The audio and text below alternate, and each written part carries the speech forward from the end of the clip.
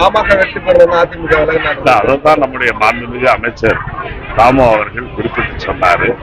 கள்ள உறவு வைத்திருந்தவர்கள் இப்பொழுது அந்த உறவை இப்பொழுது நீட்டிக்கின்ற வகையிலேதான் இன்றைக்கு அவர்கள் தேர்தல் களத்திலே அதிமுக போட்டியிடுவதிலிருந்து ஒருவேளை அவர்களுக்கு ஏற்பட்ட அச்சத்தின் காரணமா அல்லது அந்த அச்சம் ஏற்படுகின்ற அளவிற்கு அழுத்தத்தின் காரணமாக அவர்கள் போட்டியிலிருந்து விலகியிருக்கிறார்களா என்பது தெரியவில்லை.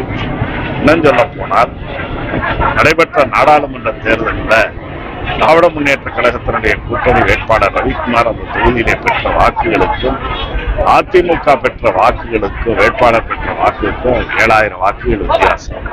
ஆக திமுகவை அடுத்த நிலையில வாக்குகளை பெற்ற கட்சி தேர்தலில் போட்டியிடவில்லை என்கிறது. அவர்களை விட பாதியில பெற்றவங்க தான் இன்றைக்கு பாட்டாளி மக்கள் கட்சி.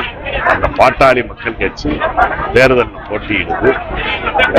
அதிகமான 2 மடங்கு வாக்குகளை வாங்கிய அதிமுக போட்டியிலிருந்து பின்வாங்குகிறது என்றால் பழனிசாமி இந்த இயக்கத்தை வழிநடத்துவதற்கு தகுதியான தலைவர் தான் அல்ல என்பதை அவர் இன்றைக்கு அவருடைய நடவடிக்கைகள் உணர்த்தி இருக்கிறார். அவ்வளவுதான்.